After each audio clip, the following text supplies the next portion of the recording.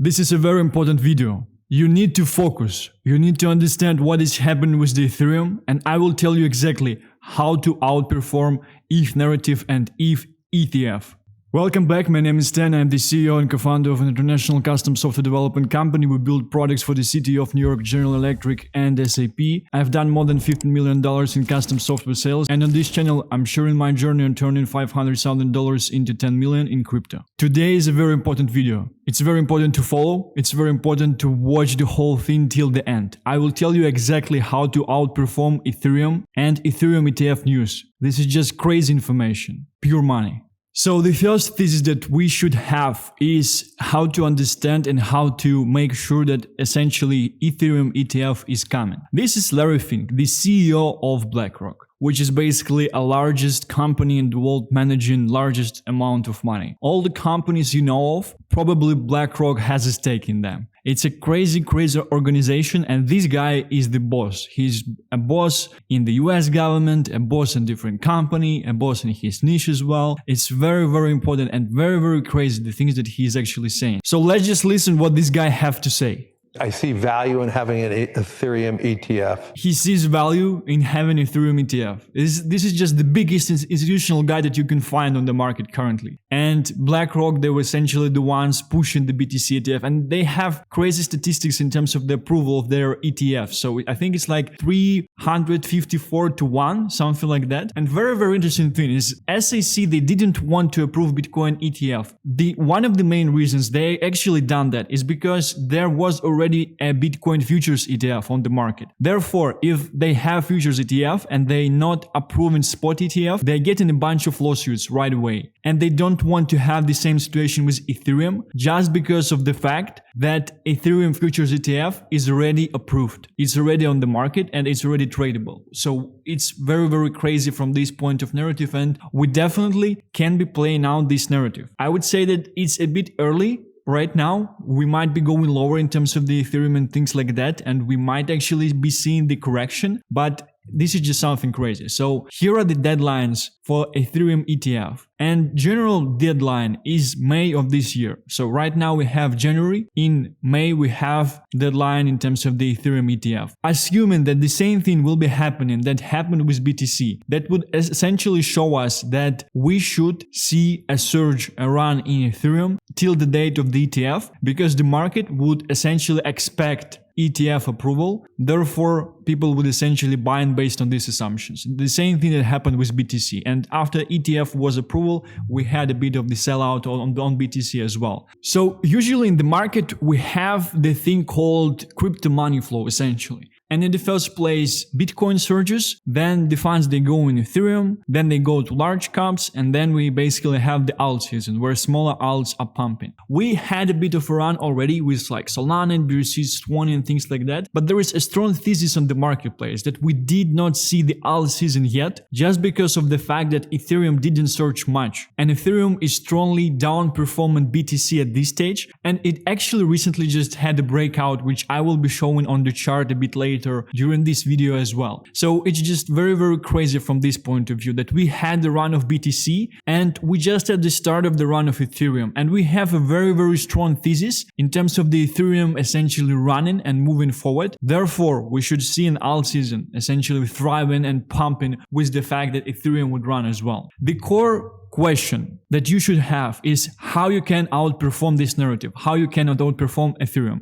Focus. Make sure you are with me right now. Focus and listen to what I have to say. It's very, very important. So we have the deadline on approval of the Ethereum ETF till May, and everyone expects currently, based on the things that happened with the BTC ETF, that Ethereum would essentially run till that time. So there are some projections that ETH should reach 3.6k, 3.8k and things like that, which essentially would be very, very huge, because all of these funds, once people would be taking profits from Ethereum, they would essentially be putting them in the lower caps. The same thing that we actually saw with BTC, because when BTC ETF was approved, BTC surged to 48k, and then we had a sell-off to 42k, and all these profits, they actually went down into Ethereum and to lower caps as well, just because of the fact, following the market cap of the whole crypto market at this stage, we did not have a lot of new retail money essentially coming in. So it's just constant current players making funds and redistributing them into other tokens and into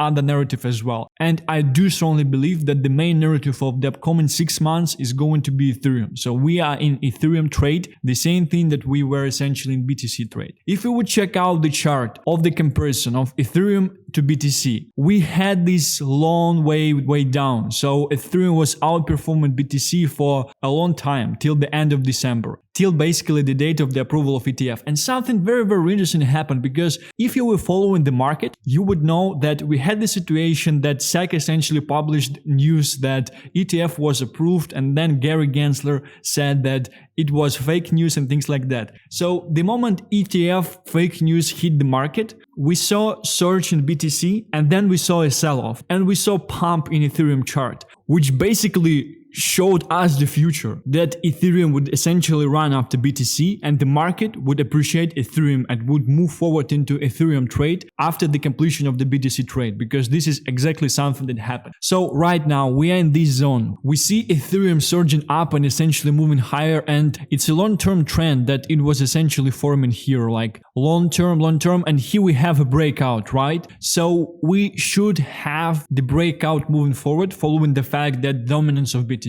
is going down as well, and Ethereum surging always meant the kickoff, the start of the alt season. So this is my thesis, and it's very, very important that you would understand, and it's very, very important you would focus in this video. It's very, very important that I showed you all the evidence in terms of the things that were happening, and in terms of the fact that we should be in the Ethereum trade at this stage. The next question you might have, because it's a very structured video, the next question you might have is how to actually outperform Ethereum. Because yeah, you can buy Ethereum, you would probably do 50% on your money from these levels, which is quite nice by itself, but it's not something that we're looking for in crypto. We want to take more risks, and we want to have higher outputs from more risks taken as well. So the basic, very, very logical play would be to turn into layer 2 of Ethereum, things like Optimism, things like Arbitrum, things like Matic basically. And we've seen Optimism and Arbitrum surging quite nicely already in terms of the market caps, in terms of the things. Optimism did very, very nice numbers. Matic is kind of at a large market cap at this stage, so it might be not something you would actually want to get if you want to have like nice returns and things like that. And the next very, very obvious play on these layer 2s is to basically buy the DEX, buy the Launchpad, and maybe buy the Memecoin, the main Memecoin on the chain, because these are like a default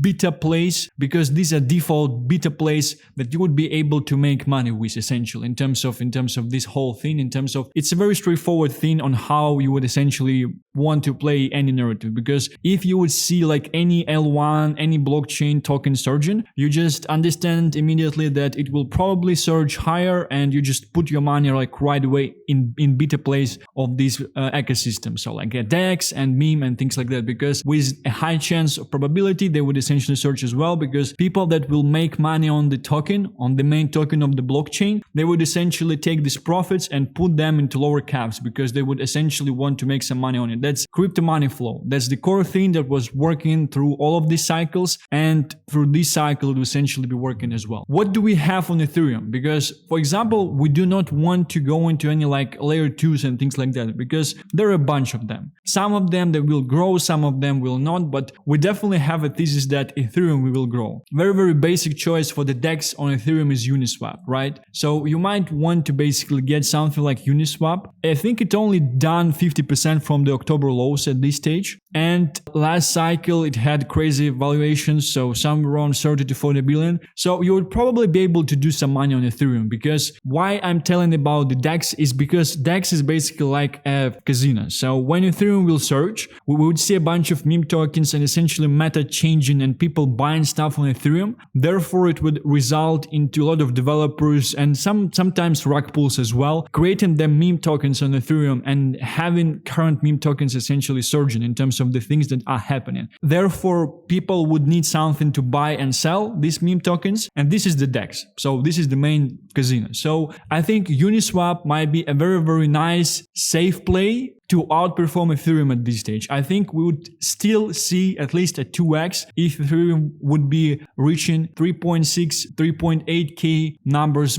closer to the May of this year, closer to this midterm trade. So in Uniswap, I think you would safely make a 2x. 2x over 5 months, these are not the returns I'm in crypto as well. Follow me. It's very important. The next thing is basically Memecoin. And largest meme coin on Ethereum right now is Pepe. And we had a very, very nice consolidation and correction through all this time. So there is a large amount of meat in this token in order to surge because it was consolidating and correcting for quite some time. And it wanted to break out here. It didn't want to break out here. It wanted to break out here as well. But it just was not able to break out just because of the fact that we basically did not have Ethereum surging. When Ethereum season will come, when ETH would essentially be a first mover, this thing will follow right away. And very, very interesting thing about Pepe that I have to share, because you might say that like, why Pepe? We have all these Solana memes and things like that. Pepe is the oldest meme. I think it's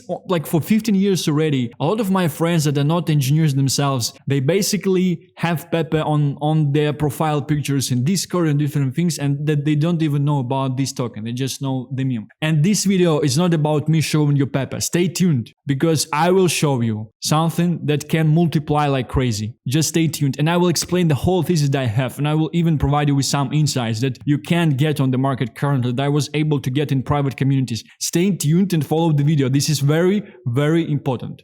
This is pure money-making information. So this is Crypto Banter Show, right? This is largest crypto media channel. This guy has 100k subscribers. This guy has 250k subscribers. This guy is on the market for basically from 2017. He knows a bunch of people. He has a very, very strong network, and he's running Launchpad. This guy is an investor. He made 5 million in crypto already. Very, very great VC investor. And this guy is a very, very nice YouTuber essentially. And Crypto Banter is asking them about meme coins. Just listen what they have to say about Pepe. Just listen to me. That's very important. Pepe, so you still think that meme coins on ETH are a thing? Like Pepe is still a thing? Yeah, because Pepe is just it is the biggest meme in the world, and I just think that I think it's a great meme. I think it's literally a great meme. So I like it. Like, biggest meme in the world, great meme. Very important for the meme token narrative. Dennis, what do you think? It deserves meme coins. to be. I agree with you. Very, very spot on there. I also have Pepe, I have Doge. Very, very spot on. It's the only point in this video where these guys said very, very spot on. This is the only spot in this video. I have a little bit of sheep, but they're kind of falling off now. A little bit of sheep. So he has less amount of Shiba than he has Pepe. Like same concept, right? Pepe, everyone recognizes it, just like how Doge blew up. You know, if everyone recognizes it. Some off chance Pepe becomes like the Pepe coin, right? Everyone knows the frog already. So if everyone knows the frog buys a coin, simple, right? So okay, meme so what are you going for? You're going for if you go to building a portfolio, Pepe, yes. Bonk, yes. I don't have Bonk. I have Doge. Okay, perfect. So Pepe and Doge. Pete. Pepe, yes. I feel like Pepe, yes. Imagine the influence that these guys have. Imagine how many people follow them. There is more than 1.5 million people following all these guys in total. It's only on YouTube, not speaking about all the other social media things like that. It's just crazy. It's crazy speaking of Pepe. meme coins are kind of where everyone runs to when crypto gets a bit boring. So when Bitcoin never slows down and we have a bit of sideways month, then that's when meme coins pump. We have a bit of sideways. Sideways equals all season. Sideways on BTC equals Ethereum surging. It equals all season. It equals Pepe surging. Now, I did not make this video to show you Pepe. Because on Pepe, best case scenario, on Pepe, I think you will maximum do 4 to 6 X's till the middle of this year, till May. Are these the returns that we're looking for in the crypto market? It might be. I personally do want to put a lot of, like a great chunk of money into Pepe once we see a correction, because I do not want to buy these market caps. I think it's a very, very stable 3x at this stage, following the next essentially 5 months till May. Till the result of the ETF Ethereum approval. Now, it's very, very important. Follow me. So Pepe originally has 4 characters in its Pepe verse, right? It's essentially Pepeverse, and it has 4 characters. These are not just rug pulls that I came up with.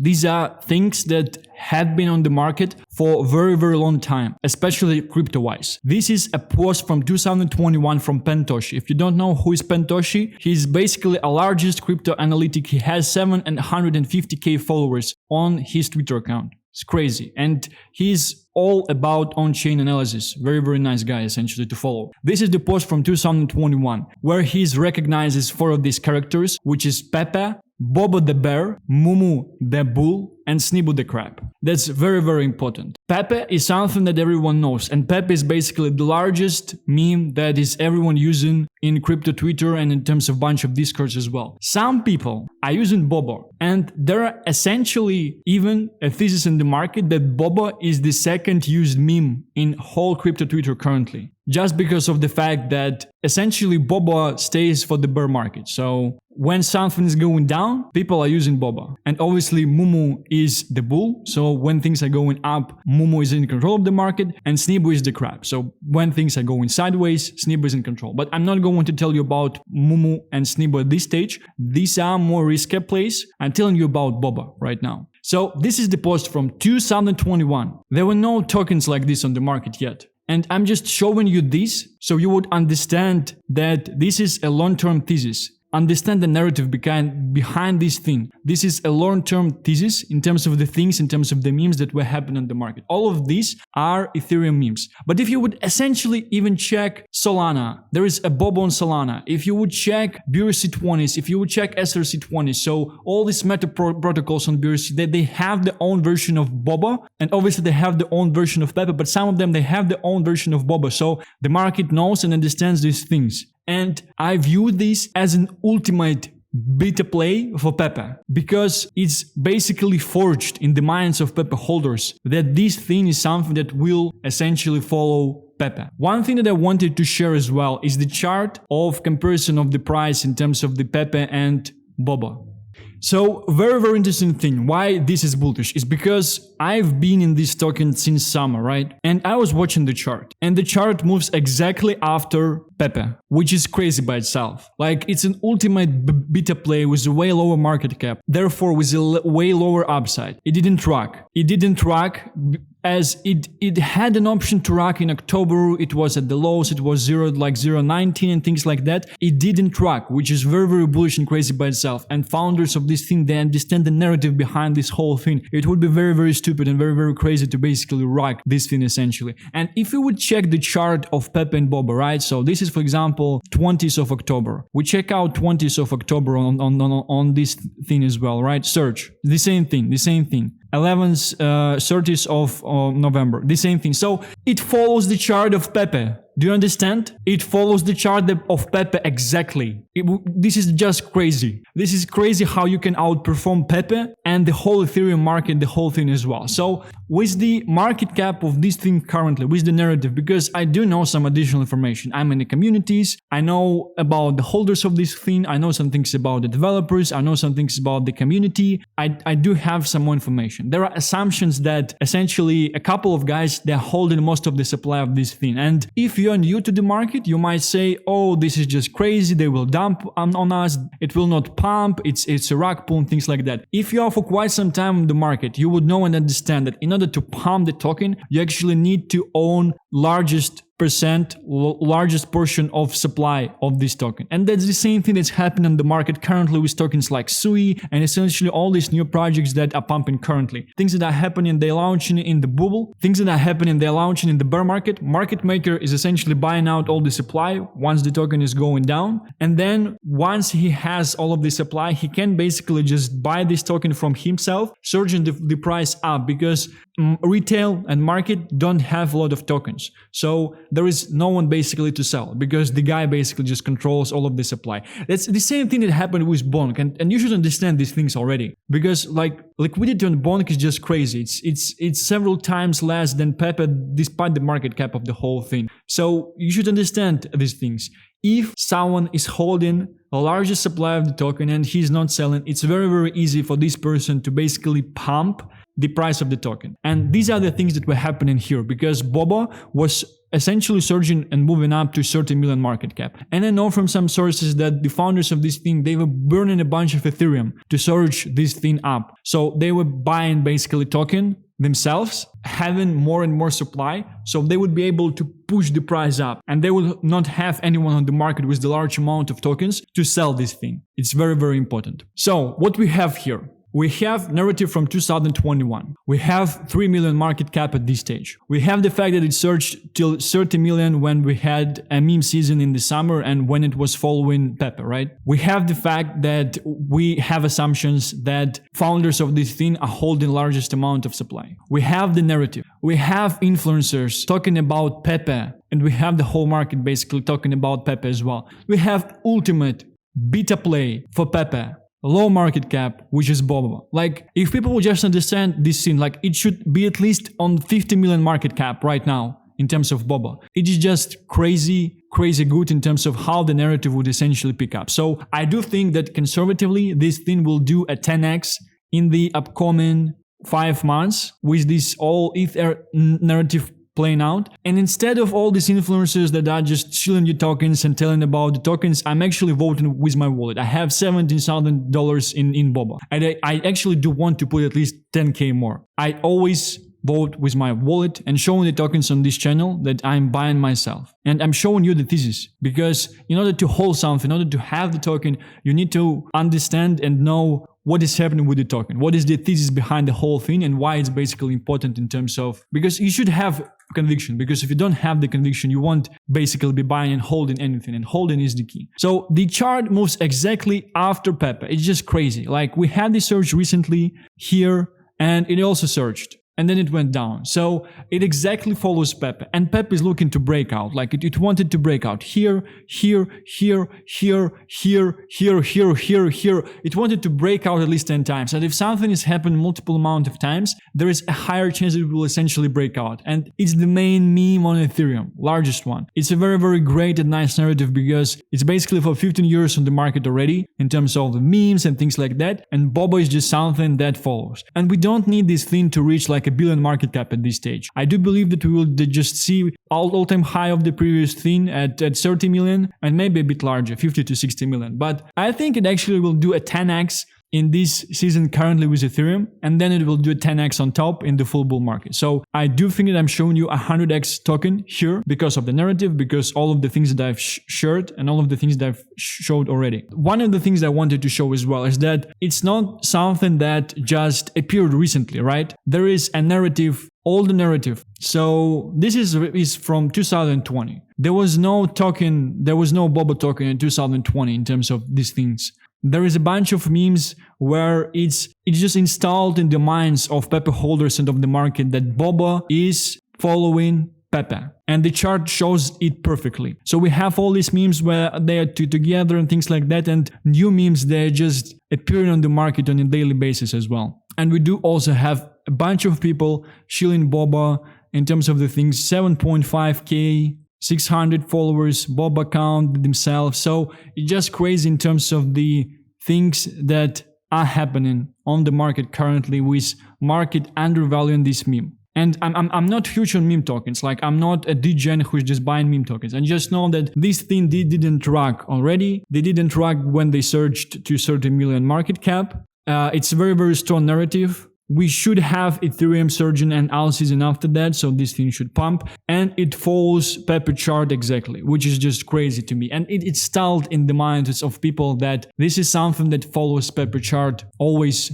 and all the time. So this is also something older, actually, older picture. So if you would see even the chart, even the graph, so 2 years ago at least, right? So it's quite interesting. 2 years ago, people were already speaking about these things, and just now we would have this crazy surge in terms of this thing essentially surging and actually happening. So here is a bit of explanation how Bobo the bear works, Mumu the bull works, and Snibu the crab works as well. So this is the past of the alt season. This is the past wealth from my point of view. Speaking of Bobo, I just wanted to provide you with all this information. Do your own research. I'm very, very bullish on this thing. And this is why I basically have it in my portfolio. I think it's like 5% of my portfolio at this stage in terms of Bobo. And I do actually looking to increase the position and buy more of this thing as well, just because of the fact that I've shared. And crypto is about the information, about the quality of information that you have and about experience. I was here in the summer. I was participating in that meme alt season. I know the narrative. I understand this thing. I'm a bit deeper in the whole community of Pepe, Bobo, Mumu, and Snibu. And Bobo is just safest pick amongst all of them. And I think we should see a 10x at least with the Ethereum surgeon till the May of this year.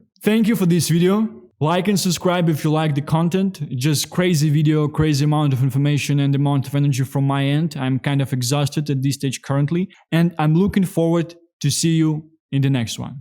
Bye-bye.